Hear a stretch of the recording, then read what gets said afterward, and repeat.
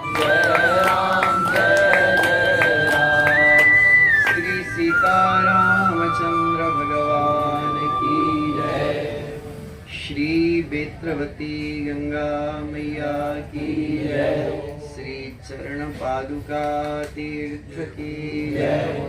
श्री कार्तिक मास की जय। श्री रामार्चन महोत्सव की जय। जगदम्बा तुलसी मैया की जय। श्री गौरी शंकर भगवान की जय। श्री गौ माता की जय। श्री ब्राह्मण वृंद की जय। श्री भक्तवत्सल भगवान की जय। भक्त समाज की जय। परम पूज्य श्री महाराज जी की जय। उनके गुरु गोविंद की जय। समस्त भक्त समाज की जय। जय जय श्री सीताराम। जय जय श्री राधे श्याम। अखिल हेय प्रत्यनीक अनंत कल्याण गुणगण निलय सद्घन चिद्घन आनंद घन परिपूर्णतम अखिलेश्वर सर्वेश्वर भक्तवांछा कल्पतरु भगवान श्री सीताराम जी। अनंत बलवंत श्री आंजनेय स्वामी युगल भक्त भगवान के चरणों में वंदन करके इस टीला मंदिर के परम पूज्य महाराज श्री आपके श्री चरणों में शत शत वंदन करके उनके समस्त शिष्यों को हमारा साष्टांग वंदन है, प्रणाम है। इस श्री रामार्चन महोत्सव में जो भी ब्राह्मण वृंद पधारे हैं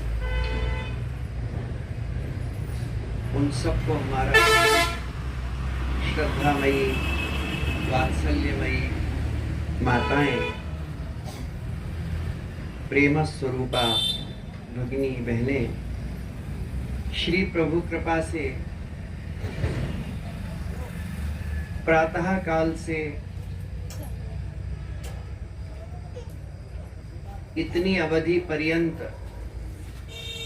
श्री रामार्चन पूजन सतत चल रहा है। श्री रामार्चन की महिमा बड़ी ही विलक्षण है। अब तो मध्य प्रदेश में कुछ रामार्चन के दर्शन होने लगे, पहले तो दर्शन ही नहीं होती ही नहीं थी। लेकिन हमारे पूज्य श्री महंत जी थे, उन्होंने बासुदा में एक आध बार रामार्चन कराई, कुंभ में खालसा में भी कराई। मध्य प्रदेश में कम लोग श्री रामार्चन से परिचित हैं। श्री रामार्चन कोई नई पूजा नहीं है, यह अत्यंत प्राचीन है। सृष्टि के आदि में सृष्टि सामर्थ्य की प्राप्ति हेतु श्री ब्रह्मा जी ने स्वयं श्री रामार्चन करी थी। जब श्री ब्रह्मा जी ने रामार्चन करी थी तो श्री रामार्चन की जो परंपरा है वह कितनी प्राचीन है इसका अनुमान लगाया जा सकता है।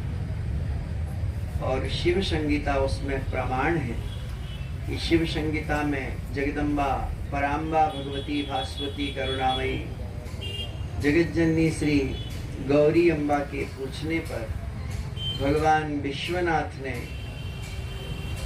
गौरी अम्बा के प्रश्नों का जो उत्तर दिया है उसी का नाम श्री रामार्चन है। हमारी टीला वाले परम पूज्य गुरु तुल्य सदगुरु तुल्य पूज्य महाराज श्री आपके मन में बड़ा भारी संकल्प है। कह रहे हैं होना तो चाहिए, 1 महीना में भगत नहीं मिलता तो 2 महीना में, लेकिन महात्माओं का संकल्प अपूर्ण नहीं रहता है। समर्थ श्री हनुमान जी का आश्रय जिन संत को है उनके संकल्प अधूरे कैसे रहते हैं। तो धीरे धीरे ये 5वीं श्री रामार्चन है। पूज्य महाराज श्री सतत उसके लिए प्रयासरत रहते हैं। तो हम श्री हनुमान जी से प्रार्थना करते हैं, हम सभी करें कि हमारे पूज्य महाराज श्री का जो संकल्प है 108 रामार्चाओं का वह श्री हनुमान जी महाराज पूर्ण करें। उनके श्री चरणों में ऐसी प्रार्थना है। अस्तु। तो यह 5वीं श्री रामार्चन है। इसमें हमारे कई यजमान हैं जो उनका जोड़ा तो नहीं बैठा है यहाँ। एक ही हमारे यजमान जी हैं, वो कहे महाराज जी नहीं है उनकी कोई बात नहीं, पूजन में बैठ जाओ, उनका स्मरण कर लो, वे तुम्हारी दाहिने भाग में बैठी है, ऐसे ही हो जाए ऐसे। तो हमारे इतने सारे यजमान, मुख्य यजमान हमारे श्री कौन ग्राम है बरखेड़ा के, बामन खेड़ा के हमारे श्री राम बाबू जी दुबे जी, और भी हमारे ये राजू जी हैं, शिवराज सिंह जी हैं, तो और भी हम जिनका नाम नहीं ले पाए हैं। हाँ, हमारे श्री तिवारी जी तो पुराने यजमान हैं, ये नवीन नहीं है, पुराने हैं। और महाराज जी की लगभग रामार्चाओं में समय निकाल करके हम, हाँ, श्री आंख बदन जी सब, तो ये सभी श्री रामार्चन में प्रातः काल से हमारे श्री यादव जी भैया, तो ये भी सवेरे से ही सभी लोग भगवान के इस दिव्य पूजन में, असल में एक यज्ञ में जितने देवी देवताओं की पूजा होती है भगवान तिवारी जी, उतने समस्त देवी देवताओं का पूजन श्री रामार्चन में। बस इतना ही अंतर है। यज्ञ यागादि कोई 5म दिवस का होता है, कोई षष्ठ दिवस का, कोई 7म दिवस, कोई 11 दिवसीय होता है। उन 11 दिनों में या 7 दिनों में जो यज्ञ होते हैं, उनमें जितने देवी देवताओं की पूजा होती है, वो समस्त देवी देवताओं की पूजा श्री रामार्चन पीठ में एक ही दिन में संपन्न होती है। हमारे यहाँ एक यंत्र पूजन है, एक पीठ पूजन है। यंत्र पूजन और पीठ पूजन में थोड़ा ही अंतर है, और वह अंतर इतना है कि यंत्र पूजन में प्रधान देवता से पूजन शुरू होती है। जैसे श्री राम यंत्र है, तो उस राम यंत्र के जो प्रधान देवता हैं भगवान सीताराम जी, उनसे वह पूजन प्रारंभ होती है, और फिर क्रमशः उनके भक्तों का आवरण में पूजन होता है। जबकि श्री रामार्चन पीठ में ये वैशिष्ट्य है कि श्री रामार्चन पीठ में सबसे प्रथम भगवान के भक्तों की पूजा होती है, और सबसे अंतिम में प्रधान आवरण, चतुर्थ आवरण में हमारे इस रामार्चन पीठ के जो आराध्य हैं भगवान सीताराम जी, जो मध्य में इस पीठ में श्री अयोध्या जी हैं, तो श्री अयोध्या जी में विराजमान जो भगवान श्री सीताराम जी हैं, तो वो कहते हैं पहले भक्तों की पूजा करो, फिर हमारी करो। यंत्र में देवता की विशेषता और प्रधानता होती है, इसलिए यंत्र में सर्वप्रथम इष्ट देव की युगल भगवान श्री सीताराम जी की पूजा। जब हमरे राम बहुत नहीं कुछ जानते थे, संतों की सन्निधि नहीं मिली थी, तो ये चौपाई जब हम पढ़ते थे या सुनते थे तो सोचते थे इसका अर्थ क्या होता है। महर्षि वाल्मीकि जी भगवान श्री रघुनंदन को 14 स्थान निवास के लिए बताते हैं, अध्यात्म से परिपूर्ण 14 स्थान। उसमें एक स्थान ये भी बताते हैं कि मंत्र राज नित जपहि तुम्हारा, पूजहि तुम्हि सहित परिवारा। हे श्री रघुनंदन महर्षि वाल्मीकि कहते हैं, जो आपके मंत्र राज का नित जाप करते हैं और जो परिवार सहित आपकी पूजन करते हैं, आप उनके हृदय में निवास करिए। तो उस समय इस चौपाई का अर्थ समझ में नहीं आता था कि परिवार सहित भगवान की पूजन क्या होती है। लेकिन जब से श्री रामार्चन गुरुदेव ने कृपा करके बताई, तब से यह पता लग गया कि परिवार सहित राम जी का पूजन ही श्री रामार्चन यज्ञ है, श्री रामार्चन पूजन, जिसमें भगवान की उनके भक्तों सहित पूजहि तुम्हि सहित परिवार। तो ये भगवान का परिवार। भगवान का परिवार कौन? हम सभी भक्त ही भगवान का परिवार।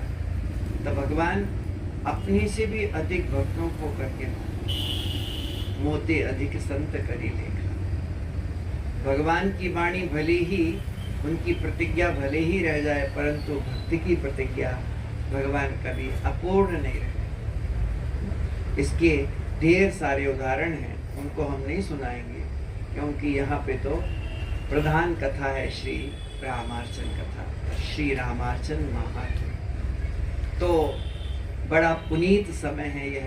कार्तिक मास, दामोदर मास जैसा पवित्र मास है और श्री हनुमान जी की सतत सन्निधि, सतत इसलिए है कि यहाँ श्री विजय मंत्र का संकीर्तन सतत प्रवाहित होता रहता है। और श्री हनुमान जी तो रामचरित सुनबे को रसिया। भगवान का श्री नाम संकीर्तन और भगवान सीताराम जी की पावन कथा को श्रवण करने के लिए श्री हनुमान जी प्रभु श्री सीताराम जी के साथ साकेत धाम नहीं गए। ठाकुर जी कह रहे थे हनुमान जी तुमने बड़ी सेवा करी, चलो साकेत चलो, वहां हम तुम्हारा कुछ सेवा, कुछ उपकार कर पाए। श्री हनुमान जी ने कहा प्रभु आपकी आज्ञा है तो टालेंगे कैसे, परंतु वहाँ कथा सुनने को मिलेगी। अब राम जी बोले वहाँ कथा कौन सुनाएगा, हम ही व्यास बनेंगे, फिर हम व्यास बन के अपनी कथा कैसे सुनाएंगे। तो श्री हनुमान जी ने कहा प्रभु आप युगल आराध्य मेरे हृदय में निवास करें प्रभु, और जब तक यावत चंद्र दिवाकर और जब तक आपकी मंगल में श्री राम कथा, श्री युगल सीताराम जी का पावन चरित्र, श्री राधा कृष्ण का पवित्र चरित्र इस धराधाम पे गुंजायमान होता रहे, तब तक मैं प्रभु यहीं रहकर इस मर्त्य लोक में, सोचो श्री हनुमान जी महाराज कीर्तन और राम कथा के लोभ से साकेत धाम इतने रसिया हैं श्री हनुमान जी महाराज, रामचरित्र सुनबे को रसिया। इसलिए श्री हनुमान जी महाराज समर्थ महापुरुष हैं। हमारे पूज्य महाराज श्री तो सम्राट कहते हैं श्री हनुमान जी को, सम्राट तो हनुमान जी विश्व सम्राट है श्री हनुमान जी, और कोई विश्व सम्राट हो ही नहीं सकता। स्वयं भगवान श्री रामभद्र उनको दिव्य राज्य देके गए। श्री अयोध्या के राजाधिराज तो श्री हनुमान जी हैं और राजा सबसे ऊपर रहता है। देखो श्री हनुमानगढ़ी में श्री हनुमान जी महाराज विराजमान की सतत सन्निधि। ऐसे ही पूज्य महाराजा श्री के टीला वाले पूज्य महाराजा श्री के आश्रम में भी श्री हनुमान जी महाराज की सन्निधि है। वे कीर्तन सुनते हुए यहाँ सतत निवास करते हैं। भगवती बेत्रवती माँ गंगा का परम पावन तट है। साक्षात भगवान श्री सीताराम जी की यहाँ चरण पादुका है। भक्त लोग जिसका दर्शन पूजन करते हैं। कल कल निनादिनी भगवती बेत्रवती हैं, एक दो और भी यहाँ भगवान है। श्री व्यास नदी है, यहाँ संगम भी है उनका। तो यह बड़ा पवित्र क्षेत्र है। और फिर जहाँ संत निवास करें वह तो साक्षात तीर्थराज प्रयाग है। बुध मंगल में संत समाज जो जग जंगम तीर्थराज। तो ऐसी पवित्र कार्तिक मास जैसा मास, पूज्य महाराज श्री की सन्निधि, श्री हनुमान जी की सन्निधि और इतने प्रेमी भक्तों की सन्निधि के मध्य में ये हमारी श्री रामार्चन लगभग अपने लक्ष्य की तरफ है, अपनी पूर्णता की तरफ है। तो हम जिसलिए शांत होके बैठे हैं वह है श्री रामार्चन के महात्म्य का श्रवण। आप सोच रहे होंगे श्री रामार्चन पूजा क्या होती है, तो आपको जगदम्बा भगवती पराम्बा श्री गौरी मैया के प्रश्नों को ध्यान से सुनना है और उनका जो उत्तर भगवान विश्वनाथ ने दिया है उसको दत्तचित्त होकर श्रवण करेंगे तो आप श्री रामार्चन के महात्म्य को ठीक से समझ पाएंगे। श्री रामार्चन पूजन क्या है, श्री रामार्चा क्या है, इसको आप जान पाएंगे। सावधानाः भवन्तु। श्री पार्वत्युवाच भगवन् सर्वधर्मज्ञ सर्वशास्त्र विशारद लोकानाम उपकारार्थम यत्नान्युक्तान्यनेकशः। संपूर्ण शास्त्रों की श्रोता जगत जननी भगवती पार्वती भगवान शिव से पूछती हैं, भोलेनाथ आप समस्त धर्म के मूल हो, समस्त शास्त्रों के ज्ञाता हो। आपने जगत के कल्याण के लिए अनेक मंत्र तंत्र यंत्रादि का जाल बना दिया है, अनेक मंत्र भेद प्रकट किए हैं। मानव जीवन सुखी हो सके इसके लिए आपने बहुत से स्तोत्रों की, मंत्रों की, तंत्रों की रचना की है, परंतु हे नाथ फिर भी प्राणी दुख भोग रहा है, बहुत श्रम करता है दुख दूर करने के लिए, परंतु उसका दुख दूर नहीं होता। हे भोलेनाथ कुछ ऐसा उपाय बताएं जिससे मनुष्यों के, प्राणियों के दुख दूर हो सके। महादेव उवाच धन्यासि कृत पुण्यासि पुण्य रूपासि पार्वती यतस्त्वं सर्वलोकानां हितं वांछसि सर्वदा। भगवान शिव कहते हैं देवी तुम धन्य हो, पुण्य कर्म करने वाली हो, पुण्य स्वरूपा हो, संपूर्ण विश्व को, संपूर्ण जगत के जीवों को सुखी देखना, सुखी रखना, यह आपका स्वरूप। जगदम्बा ने जहां जहां प्रश्न किया उसमें उनका कोई निजी लाभ नहीं है, निजी स्वार्थ नहीं। मानस में भी जगदम्बा जब प्रश्न करती हैं तो भगवान विश्वनाथ गदगद हो जाते हैं और उनके श्रीमुख से ये वचन निकलते हैं, धन्य धन्य गिरिराज कुमारी, तुम समान नहीं को उपकारी, पूछ्यो रघुपति कथा प्रसंगा, सकल लोक जग पावनी। तो यहाँ पर भगवान शिव कहते हैं देवी तुम धन्य हो। सुनो देवी, मैं प्राणी मात्र के दुख विनाशक उपाय का कथन करता हूँ। समस्त साधनों का एकमात्र प्रवर्तक, तुष्टि पुष्टि प्रदायक, चतुर्विध पुरुषार्थ को देने वाला मर्यादा पुरुषोत्तम भगवान श्री राम का यह श्री रामार्चन यज्ञ है। इसी रामार्चन यज्ञ के द्वारा ब्रह्मा जी समस्त लोकों की सृष्टि करते हैं। भगवान विष्णु चराचर जगत का पालन करते हैं, पर भगवान शिव मैं स्वयं हे देवी संपूर्ण जगत का संहार करता हूँ। तीनों लोकों में श्री रामार्चन से बढ़कर के ना तो कोई यज्ञ है, ना कोई तप है, ना कोई दान है और ना कोई जप। इसलिए प्राणी मात्र को इस पुण्य कर्म को अवश्य करना चाहिए। सामर्थ्य ना हो तो 2-4-6 लोग मिलकर कर लो, लेकिन इस पुनीत यज्ञ को अवश्य करना चाहिए।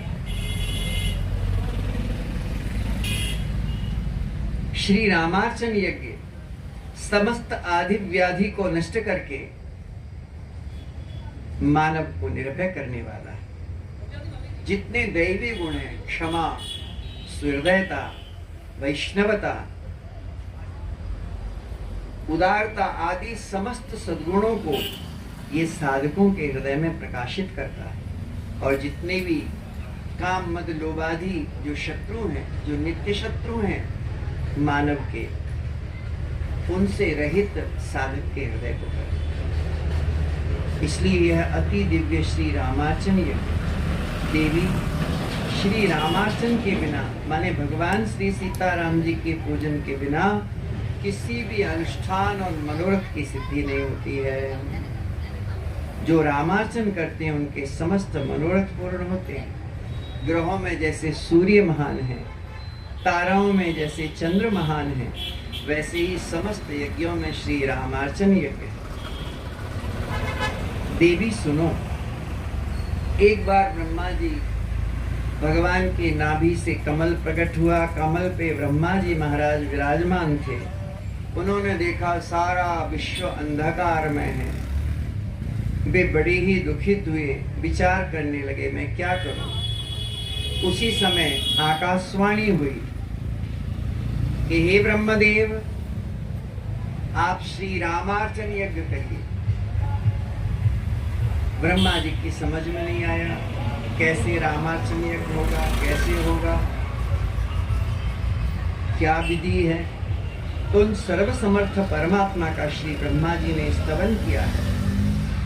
यो मे कार्षीत् समुत्पत्तिं यो मां वाक्यैरबोधयत् कर्ता कारयिता सोऽद्य भवेन्मे दृष्टिगोचरः तस्याहं शरणं प्राप्तो भूयो भूयो नमो नमः। मैं उन परमात्मा की शरण में हूँ जो इस सृष्टि के निर्माण करता भी हैं, पालन करता भी हैं और संहार करता भी हैं।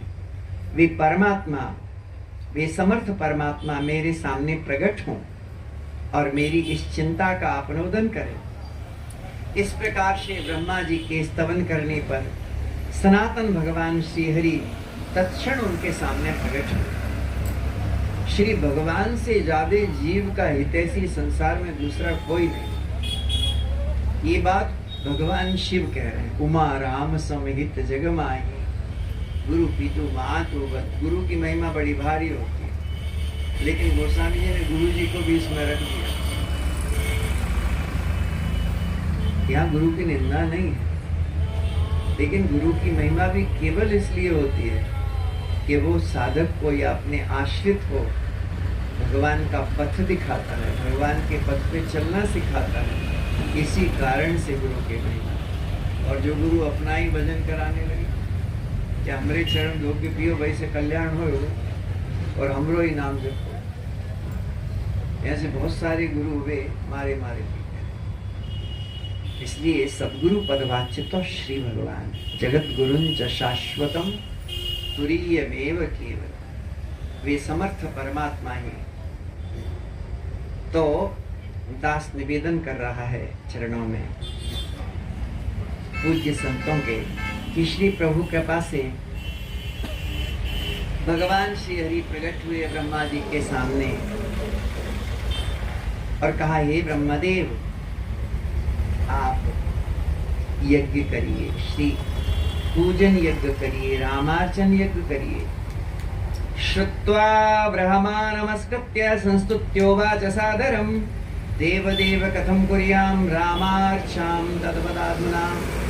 श्री ब्रह्मा जी ने कहा, प्रभो श्री रामार्चन की विधि क्या है? भगवान विष्णु ने कहा, सुनो ब्रह्मदेव, साधक को चाहिए कि अपने मनोरथ की सिद्धि के लिए समस्त राम भक्तों को बुलाए, समस्त भक्तों को, बंधु वर्ग को बुलाए, मित्रगणों को बुलाए और ब्राह्मणों को आहूत करे। श्री रामार्चन में ब्राह्मणों को अवश्य बुलाना चाहिए। भगवान के जो परम वैष्णव त्यागी विरागी संतजन हैं उनको भी रामार्चन यज्ञ में बुलाना चाहिए। भगवान विश्वनाथ कह रहे हैं संतों को बुलाए, ब्राह्मणों को बुलाए और आदर पूर्वक बुला के उनकी ठहरने की व्यवस्था करे, उनके अल्पाहार भोजन आदि की व्यवस्था करे और इसके बाद सुंदर ज्योतिषी से मुहूर्त निकलवा करके पंचमी तिथि, पूर्णिमा हो अथवा द्वादशी हो, संक्रांति हो, पुण्यकाल हो, अमावस्या हो, कोई भी दिन हो, ऐसे पवित्र दिवस में श्री रामार्चन करे। जिस जगह रामार्चा होनी हो वहां गौ के गोबर से उस पृथ्वी का शोधन करे, लीपे, वहां पर मंडप का निर्माण करे, उसमें चंदोबा लगाए, पताका लगाए, तोरण लगाए, सुंदर 4 द्वारों का निर्माण करे। उन चारों द्वारों पर केसर आदि से सुगंधित द्रव्यों से परिपूर्ण पंचपल्लव से युक्त घट के ऊपर दीप रख करके तंडुल राशि पर जल से पूर्ण कुंभ स्थापित करे। ऐसा मंडप के चारों तरफ, चारों कोणों में करे। एक प्रधान कलश रखे। तत्पश्चात जो मंडप में केला के खंभ लगे, यदि हो सके तो वे सफल हों। यहाँ महात्मा में मंडप में जो कदली खंभ लगे हैं इनका विधान तो सफल का है, लेकिन गुरुजी कहते थे भैया कहीं ना मिले तो फिर क्या करें? बोले जो मिल जाए उसमें ही श्री रामार्चन करनी चाहिए। पूजन की प्रधानता है जितनी विधि का अधिक से अधिक पालन हो सके। अस्तु। फिर पीठ पर उत्तम पीला वस्त्र बिछा करके नीले, पीले, लाल, काले एवं श्वेत रंग में चावल रंग कर 21 कोष्ठक के यंत्र का निर्माण करें। ये जो पीठ जिस पे आपने प्रातः काल से अभी तक पूजा की, इसी यंत्र में, इसी पीठ के ऊपर में 21 कोष्ठक के यंत्र बना हुआ है। आपने सब उसमें फोटो भी लिया होगा, देखा भी होगा। और उसके मध्य में परिवार सहित भगवान श्री सीताराम जी का आह्वान करें। अब यहाँ जो ठाकुर जी ब्रह्मा जी को बता रहे हैं वो केवल ये बता रहे हैं कि कहाँ कहाँ, किस कोण में, किस दिशा में, किस देवी देवता की पूजा जो आपने सवेरे से अभी तक की है, उसी पूजा का भगवान ने यहाँ ब्रह्मा जी को वर्णन किया है कि हे ब्रह्मदेव, उस यंत्र के पूर्व में श्रद्धा भक्ति पूर्वक माहेश्वरी देवी श्री गौरी गणेश का विधि विधान से पूजन करें।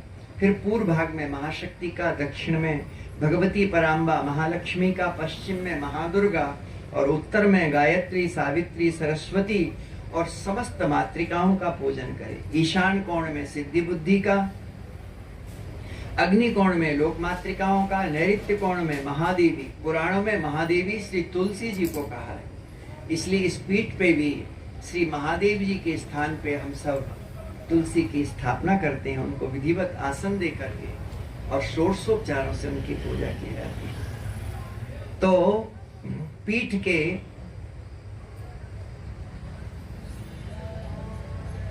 नैऋत्य में महादेवी जगदम्बा पराम्बा भगवती श्री तुलसी जी का अर्चन करें। वायव्य कोण में देव माता अदिति का, पूर्व और ईशान के मध्य में ग्रहों का पूजन करें। इसी प्रकार से दक्षिण और नैऋत्य के मध्य में वास्तुदेवों का पूजन करें और यंत्र के मध्य में जो श्री अयोध्या जी हैं, उन श्री अयोध्या जी नगरी में उनकी उत्तर दिशा में सरजू जी का। देखिए ये पीठ कितना प्रामाणिक है। आप श्री अयोध्या जी जाएंगे तो श्री अयोध्या जी के भी उत्तर में सरजू जी और इस पीठ पे भी श्री अयोध्या जी के उत्तर में सरजू जी की पूजा होती है। वहाँ भी पूर्व में गंगा है, यहाँ भी पूर्व में गंगा है और वहाँ दर्शन करेंगे तो ये आपको पीठ और भी अच्छे से समझ में आएगा कि इसका रहस्यात्मक स्वरूप क्या है जब श्री अयोध्या जी का आप किसी संत के माध्यम से सूक्ष्म दर्शन करेंगे। अस्तु। तो अयोध्या के पूर्व में भगवती गंगा का, दक्षिण में भूशक्ति का, भूदेवी का पूजन करें। फिर दक्षिण में नल, नील, केशरी, सुषेण, ऋक्षराज श्री जामवंत जी, श्री अंगद जी, श्री सुग्रीव जी, इनका पूजन करें। पश्चिम दिशा में विमलादि शक्तियों का पूजन करें। उत्तर में भक्ति सहित भगवान के परम भागवत भक्त श्री विभीषण जी का पूजन करें। पुनः पूर्व दिशा में समस्त शास्त्रों के महान पंडित जो चक्रवर्ती दशरथ जी के अष्टमंत्री हैं, ऐसे मंत्री नहीं हैं, समस्त वेद वेदांगों का, समस्त शास्त्रों का उनको पूर्ण ज्ञान कि चक्रवर्ती जी जिस विषय में भी जो भी शंका करें, जो भी पूछें, उन सब का उत्तर देने में, पूर्ण रूप से सटीक उत्तर देने में वे मंत्री समर्थ हैं। ऐसा वर्णन है मंत्रियों का श्रीमद् वाल्मीकि रामायण। और यहाँ शिव संहिता में स्वयं भगवान शिव चक्रवर्ती दशरथ जी के अष्टमंत्रियों का वैशिष्ट्य बता रहे हैं कि वे समस्त शास्त्रों में, समस्त ज्ञान में पारंगत हैं, समस्त विद्याओं में पारंगत हैं। ऐसे पूर्व दिशा में अष्टमंत्रियों का पूजन करें। पुनः पूर्व दिशा में कौशल्या आदि देवियों के सहित चक्रवर्ती महाराज दशरथ। आदि शब्द इसलिए लगाया कि कौशल्या ही उनकी केवल रानी नहीं है, चक्रवर्ती दशरथ जी की 3 रानी तो प्रधान है। इसके अलावा महर्षि वाल्मीकि के अनुसार 350 रानियां हैं और गोस्वामी जी के अनुसार चक्रवर्ती दशरथ जी की 700 रानियां हैं। इन सबके प्रमाण भी गोस्वामी पाद के ग्रंथों में है। इसलिए यहाँ कौशल्यादि देवियों के आदि शब्द इसीलिए लगाया है कि कौशल्यादि जितनी दशरथ जी की रानियां हैं उनके सहित दशरथ जी महाराज का पूर्व दिशा में पूजन होता है। दक्षिण में उर्मिला सहित श्री लक्ष्मण लाल जी का, पश्चिम दिशा में श्रुति कीर्ति जी के सहित शत्रुघ्न लाल जी का, उत्तर में भगवती मांडवी के सहित भरत लाल जी का पूजन करना चाहिए। फिर इसी क्रम से पूर्व में श्री हनुमान जी महाराज का पूजन करना चाहिए। इसके पश्चात इस पीठ के प्रधान देवता भगवान सीताराम जी का प्रधान पूजन करना चाहिए। पाद्य, अर्घ्य, आचमन, पंचामृत स्नान, शुद्ध तीर्थ जल से स्नान करा करके सुंदर पीतांबर, जनेऊ, चंदन, तुलसी, जब, अक्षत, सुगंधित पुष्पमाला, धूप, दीप, नैवेद्य, पान इत्यादि एवं कम से कम 5 सेर लड्डू कोई बहुत छोटा जजमान भी यदि रामार्चन कराए तो 5 सेर लड्डू तो बना नहीं चाहिए, इतने देवता हैं। नाना और सामर्थ्य हो तो खूब पकवान बनाए, भगवान को भोग लगाए, पूजन करे, नारियल की बलि देकर आरती करे, फिर 4 बार परिक्रमा करके साष्टांग वंदन करे, फिर भगवान सीताराम जी का प्रसाद श्री हनुमान जी को समर्पित करे। ऐसी जो रामार्चन करते हैं तो भगवत प्रसाद को पाकर के श्री हनुमान जी उनकी समस्त कामनाओं को पूर्ण करते हैं। वे तो बैठे ही रहते हैं कब राम जी को प्रसाद आए। ऐसे बड़े अनुरागी हैं राम प्रसाद के। तो हमको कथाएं तो बहुत याद आ रही हैं, लेकिन विस्तार बहुत हो जाएगा, फिर कभी योग बनेगा। हे ब्रह्मन यथा विभव, श्री ठाकुर जी कह रहे हैं ब्रह्मा जी से कि रामार्चन पूजन में कंजूसी नहीं करनी चाहिए।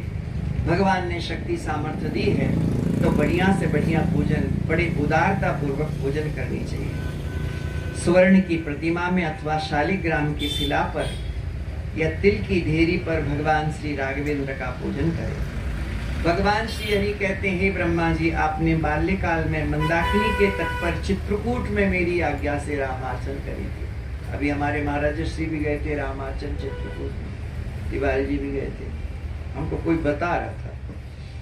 तो चित्रकूट में आपने मेरी आज्ञा से रामार्चन की थी, वहां प्रभु ने आपको दर्शन दिया था। उसके बाद आपने प्रसाद वितरण किया, आपके मनोरथ पूर्ण हुए।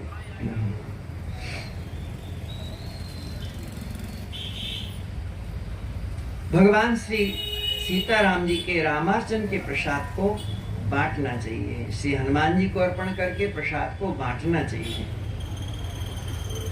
प्रसाद को बांटने की महिमा है, इसलिए जितना अधिक प्रसाद बटे उसकी उतनी महिमा होती है। रामार्चन के प्रसाद की, भगवत प्रसाद की महिमा का शास्त्रों में बड़ा भारी वर्णन, स्कंद पुराण में वर्णन है। प्रसादम जगदीशस्य अन्नपानादि कंचयत ब्रह्मवन निर्विकारम यथा विष्णुस्तथैव तत्। जैसे भगवान विष्णु निर्विकार है, ऐसे ही उनका दिव्य प्रसाद भी निर्विकार, उसको जो ग्रहण करे वो भी निर्विकार हो जाता है। इतनी दिव्य महिमा श्री भगवत प्रसाद की है। तो ऐसा दिव्य प्रसाद श्री हनुमान जी को अर्पण करके फिर बांटना चाहिए। इस प्रकार से समस्त श्री रामार्चन की विधि कह करके भगवान श्री विष्णु अंतर्हित हो गए। भगवान शिव कहते हैं, हे पार्वती, लोकपति ब्रह्मा ने रामार्चन किया था जिससे उनके मनोरथ पूर्ण हुए। ब्रह्मणा चिंतितम यद्यत् तदाप्तम ही सत्वरम। उन्होंने जो जो चिंतन किया वह समस्त पदार्थ उनको प्राप्त हो गए। इति श्री शिव संहितायां तृतीयोऽध्यायः श्री सीता रामचंद्र भगवान की जय, श्री आंजनेय स्वामी की जय। अथ चतुर्थोऽध्यायः श्री पार्वत्युवाच कैः कृता पुरादेव रामार्च तद्वदाधुना श्रोतुमिच्छामि देवेश मम हर्ष विवर्धन। जगदम्बा पार्वती कहती हैं, भोलेनाथ आप बताइए पूर्व काल में किसने रामार्चन किया। भगवान शिव कहते हैं, देवी सुनो, मथुरापुरी में पृथुक नाम का एक धर्मशील सदाचारी ब्राह्मण था, परंतु कुछ पूर्व के प्रारब्ध बस उसके शरीर में बड़ा भयंकर रोग हो गया, बड़ी भारी व्याधि हो गई। उसने बहुत प्रयास किया परंतु वह उसका रोग नष्ट नहीं हुआ।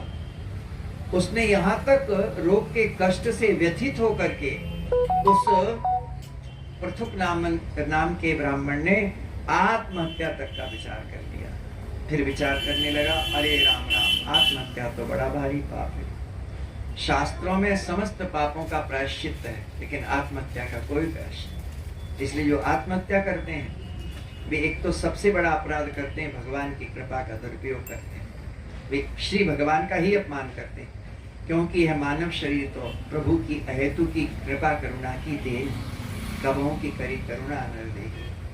और इसको जो जानबूझ के नष्ट कर ले उससे बड़ा भगवान का अपराधी कोई नहीं। इसलिए आत्महत्या जैसे भयंकर पाप को कभी मन में भी नहीं लाना चाहिए। थोड़ी सी घर में टेंशन हुई, कुछ हुई, जाके रेल से कट गए या जहर खा ली या फांसी लगे, इससे समस्या का समाधान नहीं, इससे बल्कि और भी दुर्गति होती है। इसलिए इस घोर पाप से बचना चाहिए, कभी इसका मन में संकल्प भी नहीं करना चाहिए।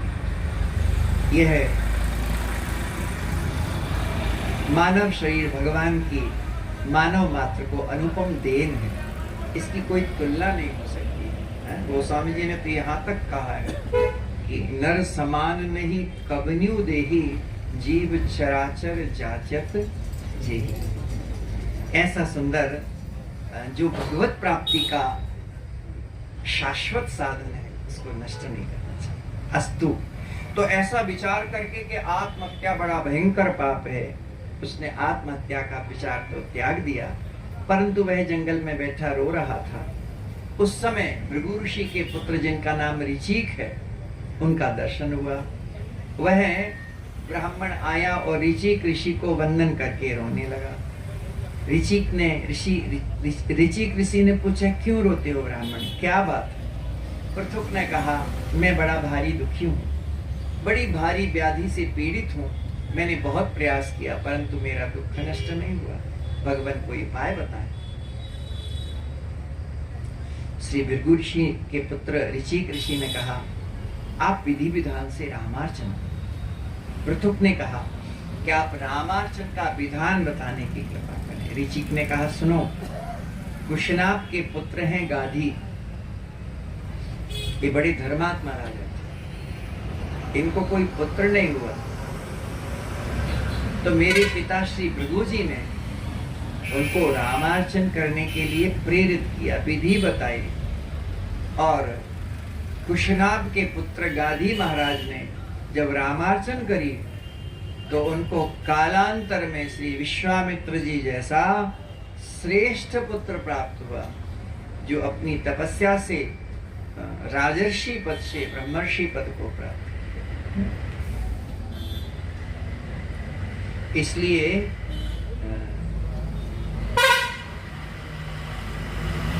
हे प्रभु, तुम दुखी मत हो, तुम्हारी सारी व्याधि नष्ट हो जाएगी, तुम विधि पूर्वक रामार्चन करो। पृथुक ने विधि विधान से भगवान सीताराम जी का रामार्चन यज्ञ किया, प्रसाद को श्री हनुमान जी को अर्पण किया, भक्तों में बांटा और ग्रहण किया, जिससे पृथुक के सारे रोग नष्ट हो गए, वह सुखी हो गया। फिर तो वह निरंतर ही रामार्चन करने लगा। एक समय पूर्णिमा के दिन, जिस समय पृथुक अपने बंधुओं के साथ रामार्चन कर रहा था, एक बड़ा भारी दुष्ट धीवर जिसका नाम बंदूक था, वो आया और रामार्चन का प्रसाद बट रहा था, उसने भी प्रसाद लेकर के ग्रहण कर लिया।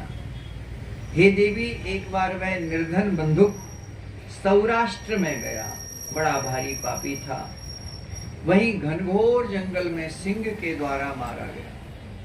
उसी समय यम के भयंकर दूत आए उसको बांधने के लिए, इतने में ही रामदूत पहुंच गए। रामदूतों ने पूछा, तुम इसको बांधना क्यों चाहते हो, इसको नरक में क्यों ले जाना चाहते हो?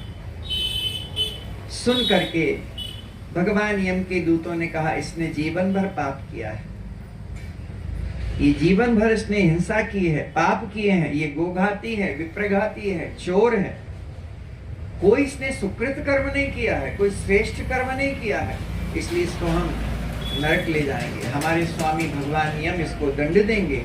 यत्र दंडेन शुद्ध्यति, नरक में दंड से ही शुद्धि होती है। यहाँ कोई भले ही मनमाने ढंग से पाप कर ले, लेकिन कोई सोचे कि हम बच जाएंगे, तो यहाँ वाले भले ही ना देख पाए, परंतु उस परमात्मा के सेवकों की दृष्टि तो कहीं छुपी हुई नहीं,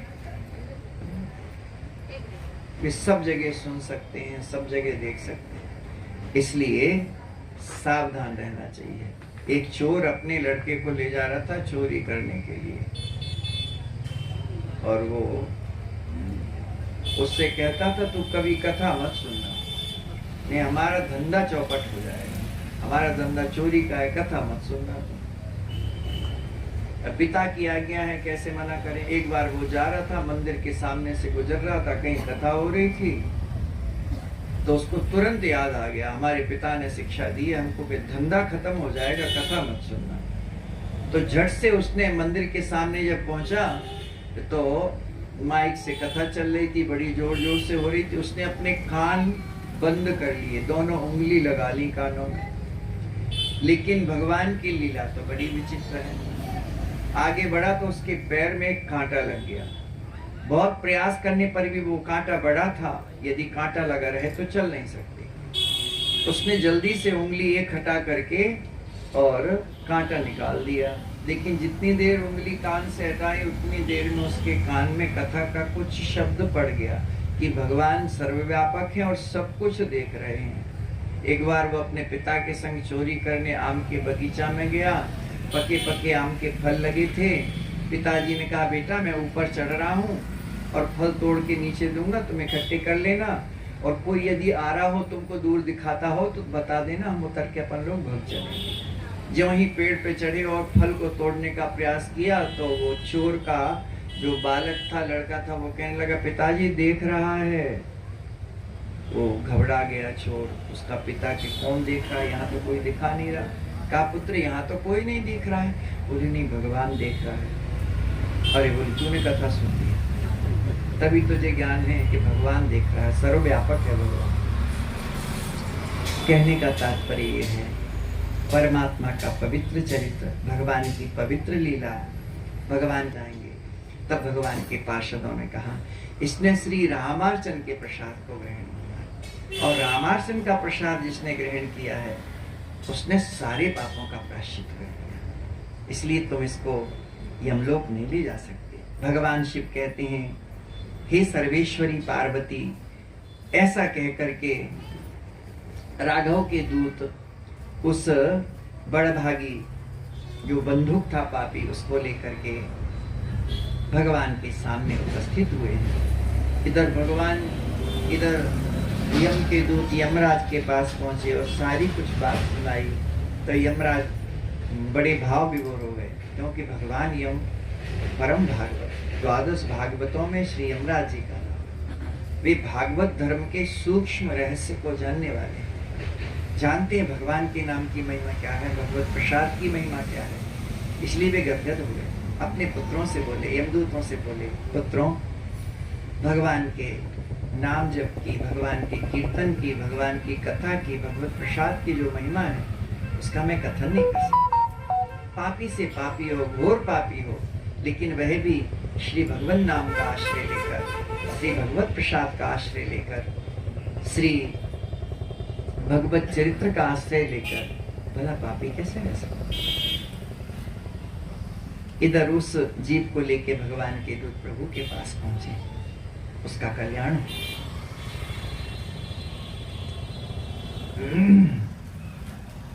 अस्तु, इस प्रकार से भगवान शिव कहते हैं, देवी, श्री रामार्चन के प्रसाद के प्रभाव से, श्री रामार्चन यज्ञ के प्रभाव से पापी से पापी जीव का भी कल्याण हो जाता है। इति श्री शिव संहितायां चतुर्थोऽध्यायः। श्री सीतारामचंद्र भगवान की जय। श्री पार्वती उवाच, केनान्येन कृतं स्वामिन् लोके रामार्चनं शुभं, कथयस्व कृपा सिंधो महालादकरं शुभं। जगदम्बा पार्वती ने कहा, भोलेनाथ बताइए, इस लोक में इस रामार्चन को किस किसने किया। श्री महादेव कहते हैं, सुनो देवी, पुरा देवी विशालायां कश्चित् वैश्य वसत् सदा, सर्मेति तु विख्यातो धनाढ्यो सत्य संयुतः। भगवान शिव कहते हैं, देवी सुनो, पूर्व समय में विशाला नगरी में एक बड़ा धनवान वैश्य, वणिक, बड़ा भारी धनवान था, परंतु उसमें एक बड़ा भारी दोष था कि वह असत्य भाषण करने वाला था, झूठ बोलने वाला था। उसका नाम सरम था। उसने कभी देव पूजन नहीं किया, संकल्प जरूर करता था, मैं देवताओं की पूजन करूंगा, इतने ब्राह्मणों को भोजन कराऊंगा, और जब ब्राह्मण आए कहें भैया तुमने संकल्प किया है तो देवताओं का पूजन करा लो और भंडारा हम लोगों को खिलाओ पिलाओ।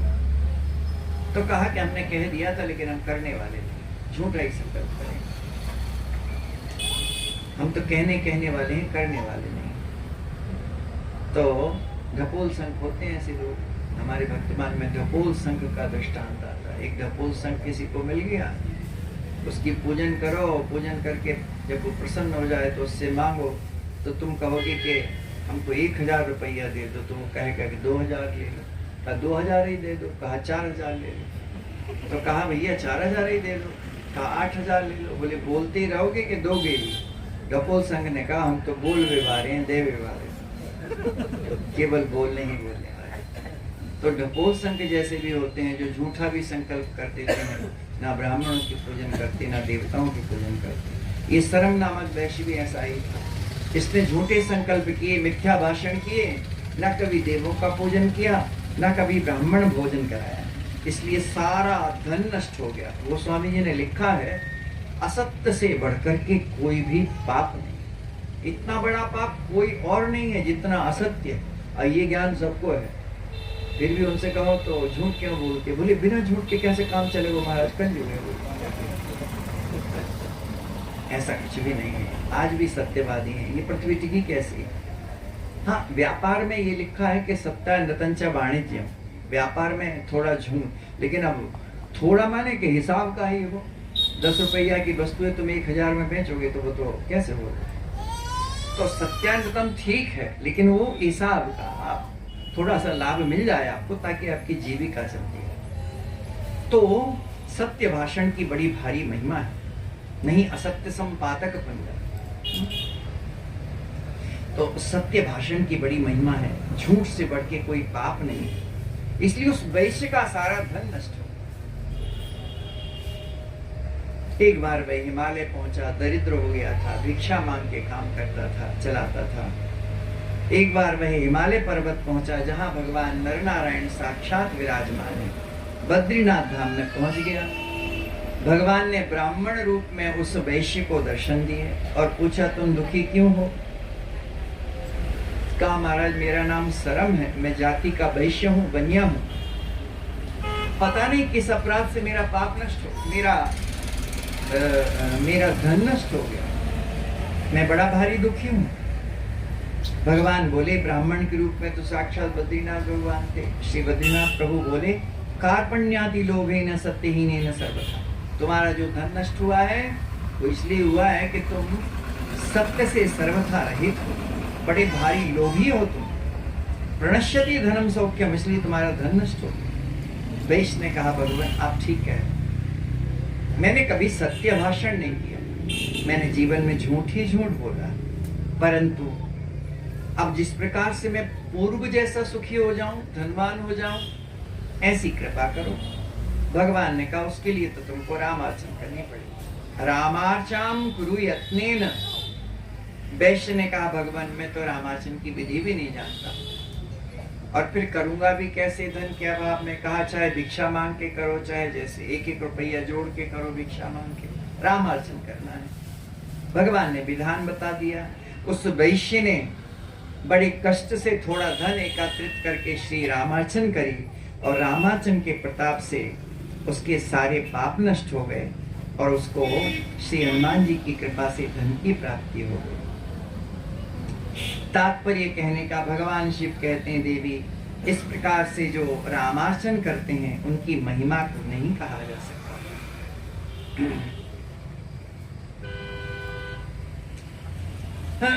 भगवान शिव कहते हैं सेतिहासम विधिम श्राव्य हरिरंतरधीयत। भगवान उसको रामार्चन की विधि विधान बता के अंतरित हो गए। उस सरम नाम के वैश्य ने रामार्चन करी, उसके सारे दुख नष्ट हो गए। तो जो श्री रामार्चन करते हैं और श्री हनुमान जी को भगवत प्रसाद निवेदित करते हैं उनके मनोरथ पूर्ण होते हैं। इति श्री शिव संगीतायां पंचमोध्याय श्री सीतारामचंद्र भगवान की जय। अथ षष्ठोध्याय श्री पार्वती उवाच भगवन् कैः प्रकर्तव्या वर्णैर्यज्ञोत्तमा शुभा। जगदम्बा पार्वती पूछती हैं भोलेनाथ बताएं किन किन वर्णों को रामार्चन करनी चाहिए। कहा ब्राह्मण करें, क्षत्रिय करें, वैश्य करें, शूद्रों को ब्राह्मणों से करवाना चाहिए। भगवान शिव कहते हैं देवी सुनो, उत्तम उत्तम सामग्री द्वारा सुगंधित पुष्प पत्र, जवांकुर, तिल तथा पीतांबर, गोदुग्ध, नारियल, संतरा एवं दिव्य अन्न के मोदक आदि से, सुंदर ऋतुफल, इलायची आदि सुगंधित पदार्थों से साधक को श्री रामार्चन करनी चाहिए। सुनो इस विषय में देवी मैं तुम्हें एक इतिहास सुनाता हूँ। कलिंग देश में, कलिंग देशे चोत्पन्नो ब्राह्मणो विमदावय महापापरतो दुष्टो देशान निहसारितो ययौ। कलिंग देश में एक विमद नाम का ब्राह्मण उत्पन्न हुआ। बड़ा भारी पापी था, वह देश से निकाला गया और गुजरात में पहुंच गया। ब्राह्मण और ब्राह्मण होकर के भी जो अनाचार करे, दुष्टाचार करे, पाप करे, उसका कितना बड़ा दुर्भाग्य। ब्राह्मण के घर में शरीर मिला फिर भी तप नहीं कर रहे हैं, तप के अभाव में पतन हो जाता है।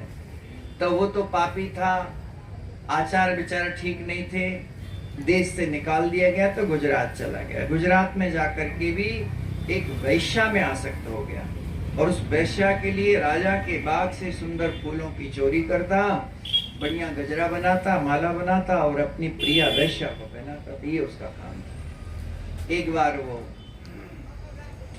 फूल तोड़ करके अपनी प्रिया के लिए ले जा रहा था माला बनाने के लिए, तो मार्ग में एक फूल गिर गया। उसको एक ब्राह्मण जिनका नाम धर्मदत्त था, उन्होंने उठा के रामाचल में लगा दिया।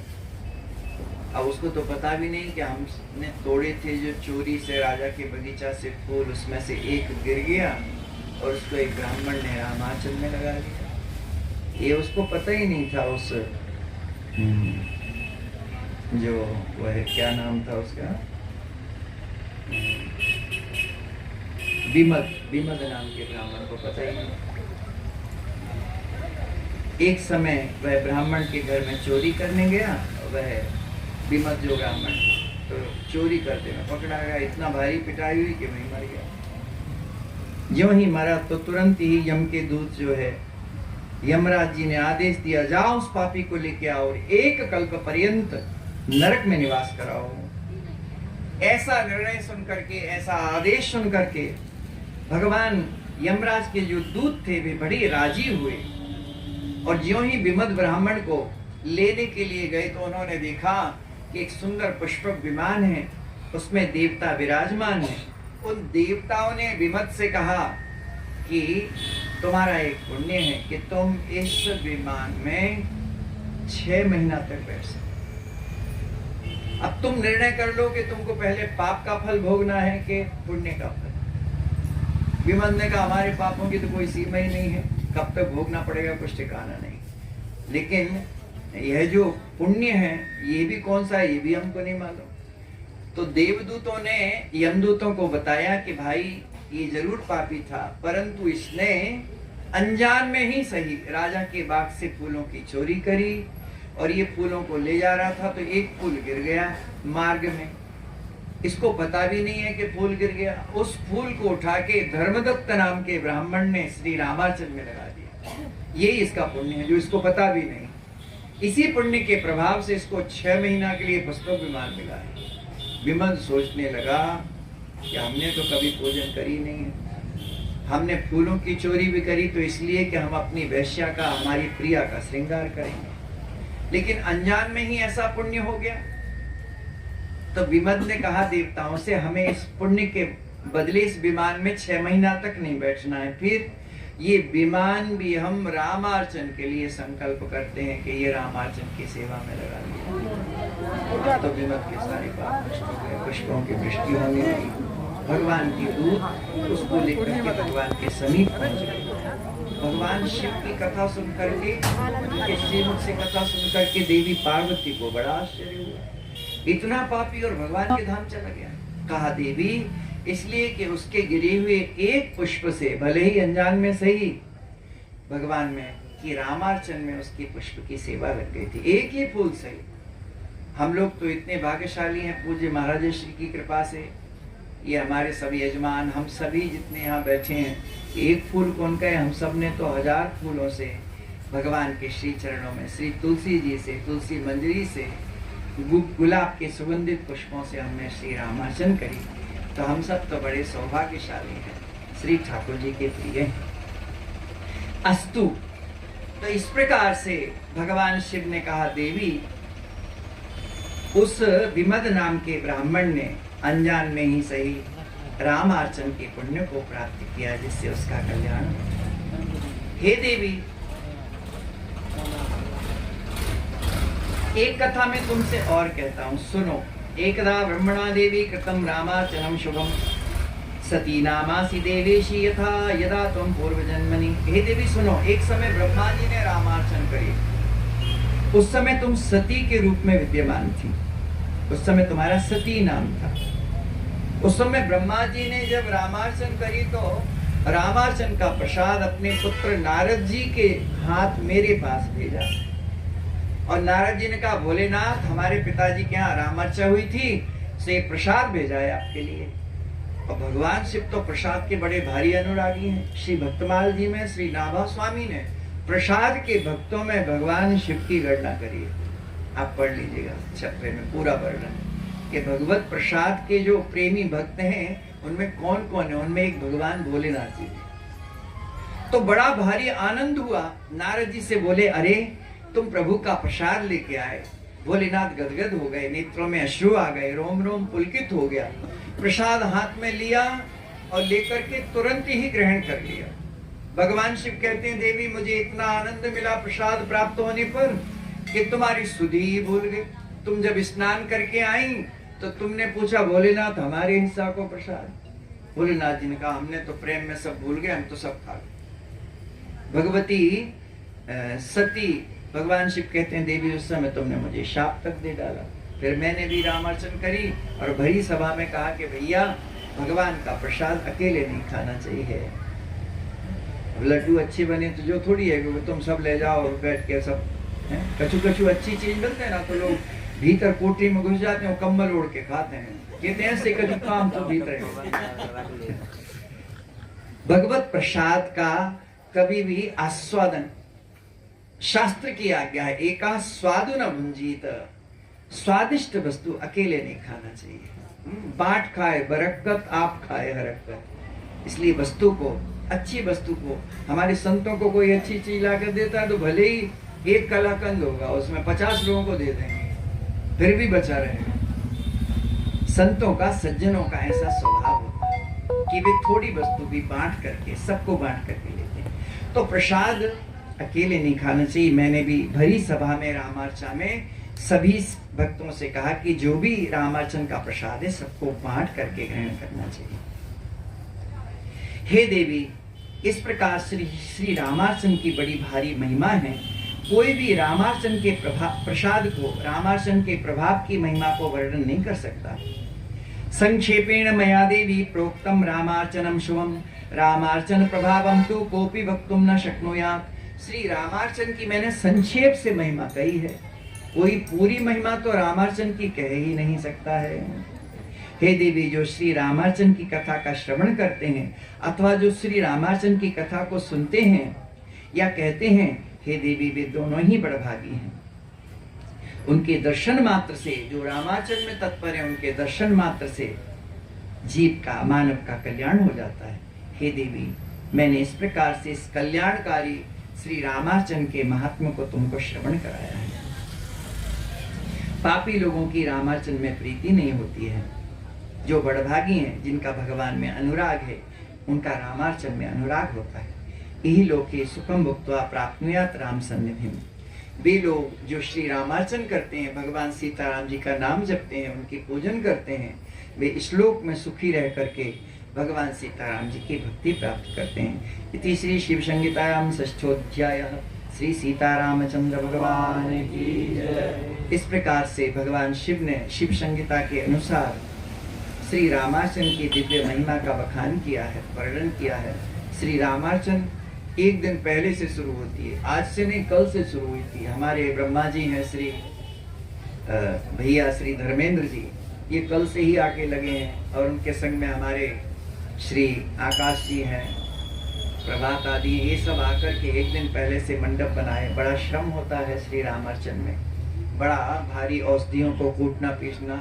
ये तो गनीमत है, हम लोग औषधियाँ कूट पीस के पहले रख देते हैं, नहीं तो रामार्चन काल में इतनी औषधियाँ खरीदना, पीसना, कूटना। महाराज जी ने भी कह दिया था औषधियाँ आपने कहाँ बनी है, तो श्री रामार्चन की औषधियाँ पहले से। इस प्रकार से श्री रामार्चन का यह दिव्य महात्म्य है। हम सभी अब आरती करेंगे, 2 बार भगवान श्री हरि के नाम का स्मरण कर लें। श्री राम जय राम, जय जय राम, श्री राम जय राम, जय जय राम।